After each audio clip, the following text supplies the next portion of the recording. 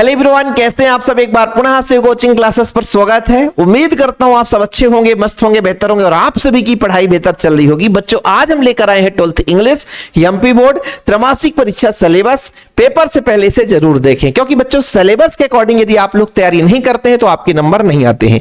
देखो, English subject को सभी लोग कठिन समझते हैं और इसी कारण से जो एमपी बोर्ड का रिजल्ट आता है तो मैक्सिमम फेल होने वाले सब्जेक्ट का जो नाम है बच्चों वो इंग्लिश है। मैक्सिमम जो बच्चे फेल होते हैं जिस सब्जेक्ट में, वो सब्जेक्ट है आपका इंग्लिश। इसके पीछे रीजन होता है क्योंकि त्रैमासिक में भी बच्चे इंग्लिश में कोई ध्यान नहीं देते हैं, अर्धवार्षिक में भी इंग्लिश में कोई बच्चा ध्यान ही नहीं देता है, सोचता है कि भाई हम ऐसे ही पास हो जाएंगे। और जब आता है जनवरी, क्योंकि फरवरी मार्च में पेपर होना होता तो एक महीने में फिर रट्टाफिकेशन करना शुरू करते हैं। उनको पता ही नहीं चलता कि ये कौन सा अध्याय है, कौन से अध्याय का प्रश्न है, उसको हम कैसे लिखना है। ना तो एक लेटर, ना तो एक एप्लीकेशन, कुछ भी नहीं बन पाता और ऐसे में बच्चे फेल होना स्वाभाविक है।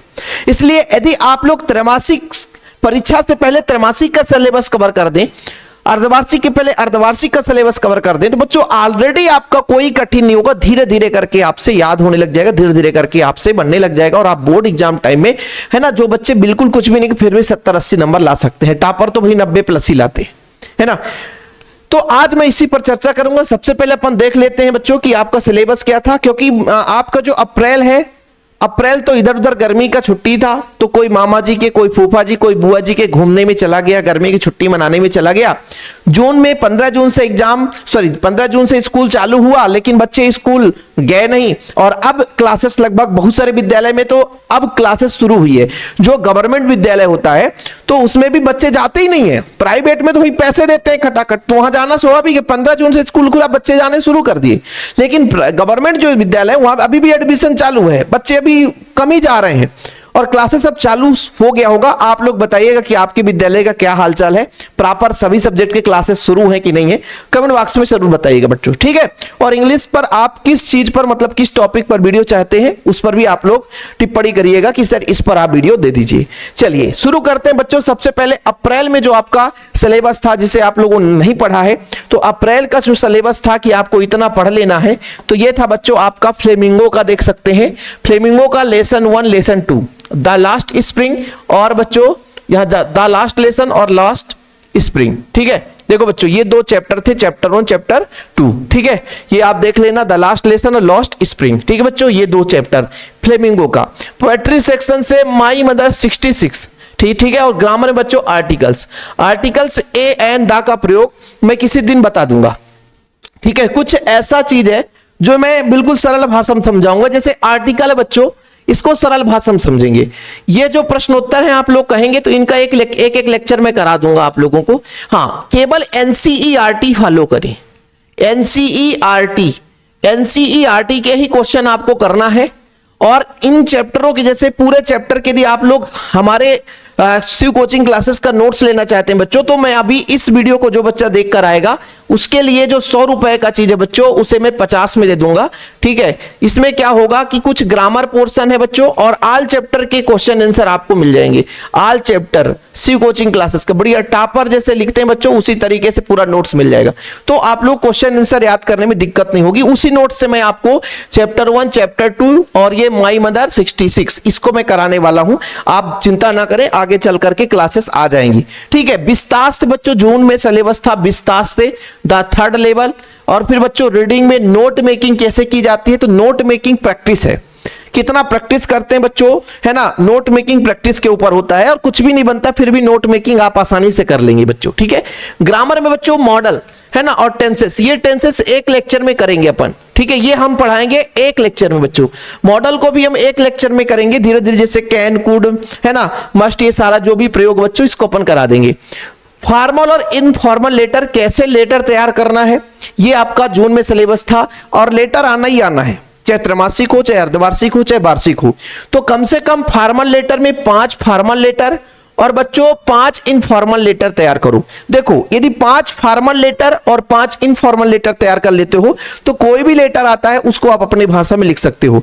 जरूरी नहीं है कि जो गाइड में दिया है वही आएगा, जरूरी नहीं कि जो हमारे नोट्स में है वही आएगा, क्योंकि ये लेटर राइटिंग, मॉडल टेंस, ये सारा ग्रामर पोर्शन है, कहीं से भी आ सकता है। तो ये आप परेशान मत होना कि हम परीक्षा बोध का रट लिए, परीक्षा दिन का रट लिए तो क्या यहीं से आएगा, जरूरी नहीं है। आ भी सकता है लेकिन जरूरी नहीं है।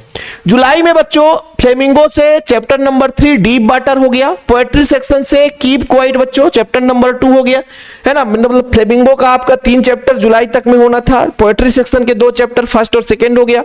विस्तास का चैप्टर नंबर 2 था टाइगर किंग हो गया बच्चों। और फिर chapter number 3 journey to the end the earth हो गया। ग्रामर में क्लाज बच्चों, ये क्लाज मेरे से उतना अच्छे से एक्सप्लेन में नहीं कर पाता हूं, ठीक है, इसलिए कोशिश करूंगा कि ये क्लाज मेरे द्वारा क्लास नहीं आएगी। हाँ, थोड़ा सा प्रैक्टिस कर लूंगा। कारण होता है कि कोई टीचर हर सब्जेक्ट नहीं पढ़ा पाता। जैसे मेरा इंग्लिश सबसे वीक सब्जेक्ट है, फिजिक्स केमिस्ट्री कहो तो मैं पढ़ा ही रहा हूं। हिंदी में पढ़ा दूंगा, हिंदी पूरा आपको पढ़ा दूंगा, हिंदी इतना एक्सपीरियंस है मुझे, ठीक है। और जैसे मेरा बच्चों सब्जेक्ट मैथमेटिक्स मेन सब्जेक्ट है, 97 नंबर उस समय 2013 में 12th में लाया था। लेकिन मैथ अब थोड़ा थोड़ा कमजोर होते जा रहा है, क्योंकि जिस सब्जेक्ट को आप छोड़ दोगे धीरे धीरे वो आपका वीक होता जाता है। ऐसे कंडीशन है बच्चों, ठीक है। तो ग्रामर में क्लास आपका जुलाई में था।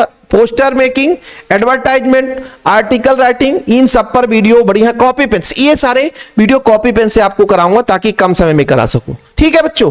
चलिए, इसके बाद आपका अगस्त में फ्लेमिंगो से चैप्टर नंबर 4 द रेट्रा, और ये बच्चों विस्तास से द एनिमी है चैप्टर नंबर 4। ग्रामर का बच्चों नरेशन, कंपाउंड सेंटेंस, मतलब विस्तास के 4 चैप्टर।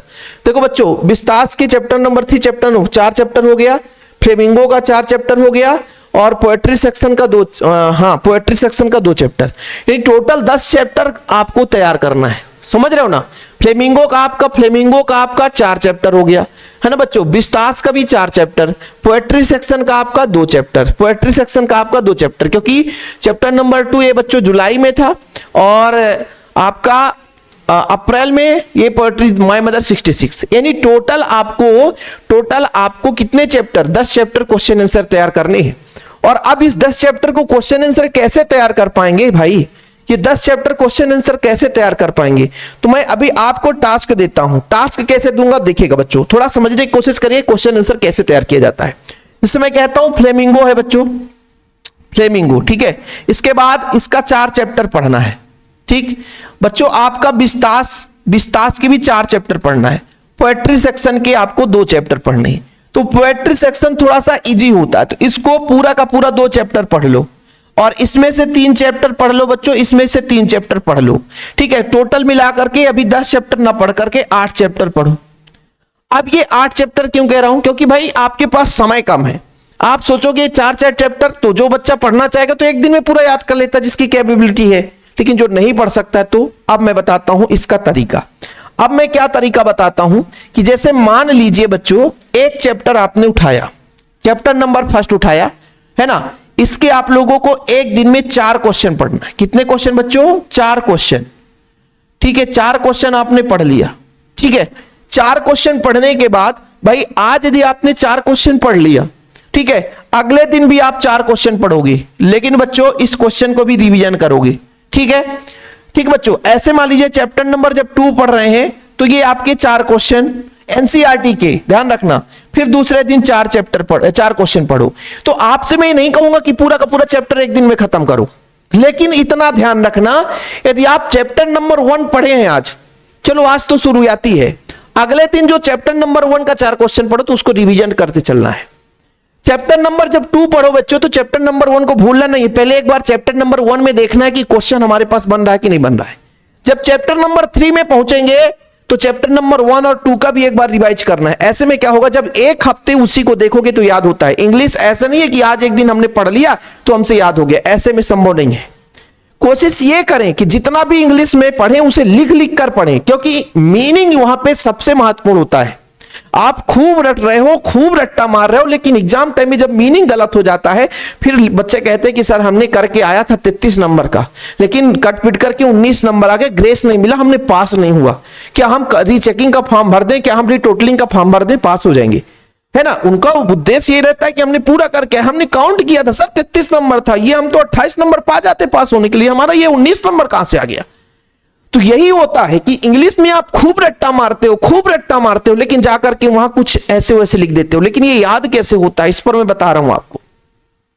कि जैसे आपने टास्क बना लिया कि एक हफ्ते में हमको फ्लेमिंगो का 3 चैप्टर पढ़ना है, ठीक है बच्चों। 4 क्वेश्चन एक दिन में पढ़ रहे हो तो टोटल 7 चौक 28 क्वेश्चन तैयार हो जाएंगे। 7 दिन होता है एक महीने का, 28 क्वेश्चन, यानी 3 चैप्टर के 10-10 क्वेश्चन आपके तैयार हो जाएंगे, और 10-10 क्वेश्चन आपने कर लिया तो आप राजा हैं। हर दिन आपका 4 चैप्टर, लेकिन पढ़ने का तरीका यही होना चाहिए कि आज आपने 4 चैप्टर पढ़ लिया है, जब अगले दिन 4 क्वेश्चन पढ़ लिए, यार क्वेश्चन की बात कर रहा हूं, जैसे आज आपने 4 क्वेश्चन पढ़ लिया तो जब अगले दिन 4 क्वेश्चन पढ़ेंगे तो इन 4 क्वेश्चन को आपको रिवीजन करना है, फिर अगले दिन 4 क्वेश्चन, तो इन 4 दूनी 8 का भी रिवीजन करना है।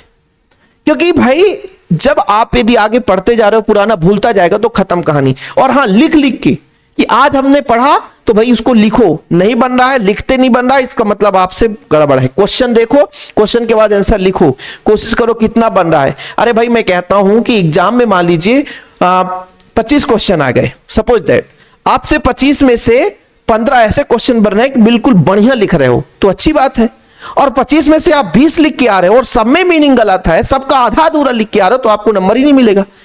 इसलिए बच्चों अभी देखो, अभी त्रैमासिक में मान लीजिए मैं कहता हूं 80 नंबर का पेपर हो रहा है, सपोज दैट 80 में आपने यदि 60 नंबर भी लिया है, 50 नंबर भी लिया है तो बहुत है। लेकिन ये रणनीति जो बता रहा हूं इंग्लिश का, तो ये हमेशा के लिए बच्चों की, हां भाई आज हमारा ये उद्देश्य हो गया कि आज से हमको ज्यादा नहीं 4 क्वेश्चन पढ़ना है, अभी त्रैमासिक पास में, इसलिए तो 4 क्वेश्चन से ज्यादा मुझे पढ़ना ही नहीं है, लेकिन पुराना भी रिवीजन करते चलना धीरे धीरे धीरे करके। बच्चों आप लोग जैसे 6 दिन हमने पढ़ा, संडे के दिन आपने आज नया टास्क लेना ही नहीं है, हमको पुराना पहले कवर करना है। ऐसे में क्या होगा, जो चैप्टर आपसे बनेगा अच्छे से बनेगा और एग्जाम में अच्छे से आप रिप्रेजेंट कर पाएंगे। ऐसे ग्रामर पोर्शन में तो भाई 10th में आपने लेटर पढ़ लिया है तो कोई दिक्कत है नहीं, अब ऐसे भी आता नहीं है इतना लंबा चौड़ा बच्चों, है ना, तो अब आप लोगों को इतना ज्यादा ऐसे में भी उतना ध्यान नहीं देना है, ठीक है। ये चीज जो मैं कह रहा हूं कि एडवर्टाइजमेंट है बच्चों, है ना, और आपका जैसे नोट मेकिंग है ना, पोस्टर है, आर्टिकल्स है, आर्टिकल राइटिंग बच्चों, ये आर्टिकल राइटिंग के लिए पूछा जाता है। आर्टिकल जैसे कोई पॉइंट दे देगा और उसके बारे में 200-250 शब्द लिखो बच्चों, तो ये चीज पूछा जाता है, तो इन पर थोड़ा सा फोकस करो, ये फोकट के नंबर होते हैं। पैसेज को प्रैक्टिस करो। हाँ, समय कितना देना है, देखो भाई मैं आपसे कहता हूं कि फिजिक्स का ट्यूशन लगाते हो, केमिस्ट्री का ट्यूशन लगाते हो, बायोलॉजी का ट्यूशन लगाते हो, मैथ का ट्यूशन लगाते हो, ट्यूशन जाने आने में 1 घंटे का समय बर्बाद, और वहां भी 1 घंटा, मतलब 2 घंटा आपका वहां जाता है, घर में भी 2 घंटा पढ़ते हो, टोटल 4 घंटे समय देते हो, और इंग्लिश में भी आप 1 घंटे का समय नहीं दोगे तो फिर दिक्कत है ना। तो मिनिमम बच्चों, मिनिमम आपको कम से कम 1 घंटा और 30 मिनट, समझ रहे हो, इतना आपको समय देना पड़ेगा। अब आप सोचोगे कि बस 10 मिनट में हो जाए तो खत्म, और वो कब समय देना पड़ेगा, ऐसे नहीं कि हमने अंग्रेजी खोल रखा है, साइड में मोबाइल भी है, बाजू में किचन भी है, और तीसरे वहां पर बाजू में एक टीवी भी लगा है, पापा जी टीवी भी देख रहे हैं। ऐसे में पढ़ाई नहीं होना है। जब इंग्लिश पढ़ो तो एकाग्र, ऐसा नहीं कि मैसेज आ गया व्हाट्सएप में, हाय कैसे हो, तो फिर 5 मिनट चैटिंग में ही चला गया। हाँ मेरे भाई, एक रील्स देख लो थोड़ा सा, आज मेरे यहां का क्या घटना, रील्स देख लो, रील्स में 5 मिनट के लिए वहां 10 मिनट चला गया, तो आपका 1.5 घंटा खाक हुआ। तो अपने आप को धोखे में नहीं रखना है कि हमने 1.5 घंटा, सर ने बोला 1.5 घंटा पढ़ना है तो 1.5 घंटा हमने समय बना लिया, वो अपने आप में धोखा। भैया ध्यान रखना, अपने आप को धोखा दे रहा हूं, मां बाप को धोखा, ऐसे में नहीं करना है। एकाग्र मन, 1.5 घंटा देना, 1.5 घंटा देना, कोई कंप्रोमाइज नहीं, कुछ भी नहीं करना हमको। 1.5 घंटा किसी कॉल भी आएगा तो बता देना, सर मम्मी पापा को बता दो कि बता देना कि अभी है ही नहीं है, 1.5 घंटे बाद बात होगी। सिंपल सा समय सारणी बना लो, ठीक है। तो इस तरीके से तैयारी करो। और बच्चों ग्रामर पोर्शन इंग्लिश में जो भी होगा, मैं अब कोशिश करूंगा कि जल्द से जल्द ग्रामर पोर्शन का कॉपी पेन में आपको पढ़ा दूं, क्योंकि बोर्ड में पढ़ाना थोड़ा सा कठिन, समय भी ज्यादा लगता है, कॉपी पेन में जल्दी हो जाएगा। बाकी फिजिक्स, केमिस्ट्री, बायोलॉजी क्लासेस चल रहे हैं। हिंदी का आप लोगों का थोड़ा सा रिस्पॉन्स उतना अच्छा नहीं, मैंने बोला था कि रिस्पॉन्स जैसा रहेगा आपका, क्वेश्चन आंसर लाइए सर त्रैमासिक के लिए, तो वो भी आना शुरू हो जाएगा, लेकिन अभी आपका रिस्पॉन्स जैसा रहेगा उसके आधार पर काम करेंगे। फिलहाल अभी के लिए इतना ही बच्चों, वीडियो पसंद है तो लाइक करके शेयर जरूर करना। जय हिंद, वंदे मातरम।